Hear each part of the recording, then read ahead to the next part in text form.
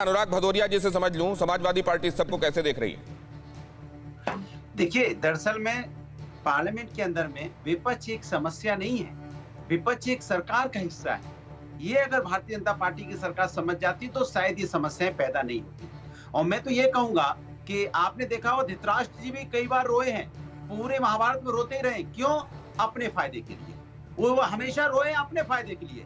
अगर वो इस बात के लिए रोते कि गद्दी अगर पांडव को दे देते और न्याय की बात करते तो उनको रोना नहीं पड़ता धृतराष्ट्र जी को।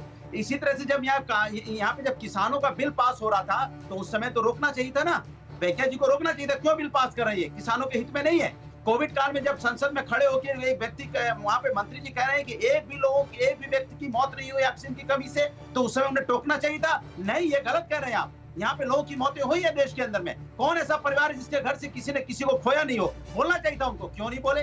क्यों यहाँ बेरोजगारी महंगाई पे वो नहीं बोले कि चर्चा होनी चाहिए बेरोजगारी महंगाई पे? महत्वपूर्ण बात है आपने। इस पर फौरन टिप्पणी लेनी आवश्यक है, इन दोनों पर बातचीत करनी आवश्यक है। अनुराग भदौरिया, मैं आप पर लौट रहा हूँ, लेकिन क्या यहाँ पर सभापति की आंखों में नमी धृतराष्ट्र के रोने से उसकी तुलना की जा सकती है? अनुराग भदौरिया, एक सेकंड। अपराजिता सारंगी, इस पर जवाब चाहिए आपका। जी बिल्कुल नहीं। देखिए, समानांतर रेखा खींची नहीं जा सकती है।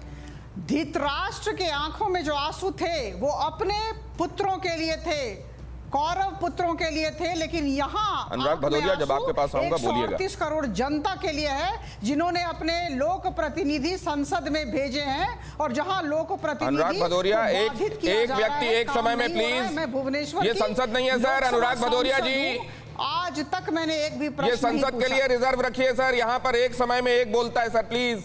हाँ, अपराजिता जी बात पूरी कीजिए। जी, मैं कह रही थी कि मैं लोकसभा की सांसद हूं और भुवनेश्वर और ओडिशा की बहुत सारी समस्याओं को लोकसभा में रखना चाहती थी, लेकिन इन विपक्षी दलों ने ऐसा करने नहीं दिया। और मुझे लगता है सारे सांसद आज बड़े भारी मन से लोकसभा छोड़कर अपनी अपनी कंस्टिट्यूएंसी की तरफ। लेकिन अपराजिता जी, क्यों तो ऐसा है कि विपक्ष भरोसे में नहीं आ रहा है? नमी है। आप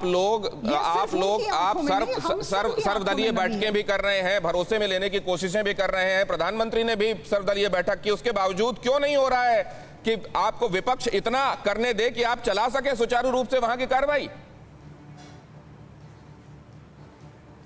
देखिए, 20 बिल हमने पास कर दिए, आप सबको ज्ञात है। 22% उत्पादकता थी, जबकि पिछले सत्र में लोकसभा की 126.5%। मैंने ये पूछा कि विपक्ष को आप भरोसे में क्यों नहीं ले पा रहे हैं? राज्यसभा की 101.5% प्रतियोगिता थी। मैं आपको कह दूं, मुझे अब 30 सेकंड का समय दें और मैं आपको कह दूं कि 20 बिल पास हुए हैं। तो हम जानते हैं देश कैसे चलाना है, देश चलेगा, लेकिन हम चाहते थे हर एक बिल पर चर्चा हो, इस तरह से बिल पास न हो, लेकिन ऐसा करना पड़ा क्योंकि हठधर्मिता, उद्दंडता और अराजकता का कोई उत्तर नहीं होता है। आप जानते हैं बार बार हमारे नेतागण इनके विपक्षी दलों के को भरोसे में क्यों नहीं ले पा रहे? आप जनता के हितों के मुद्दों पर क्यों नहीं ले पा रहे? ये मेरा सवाल था।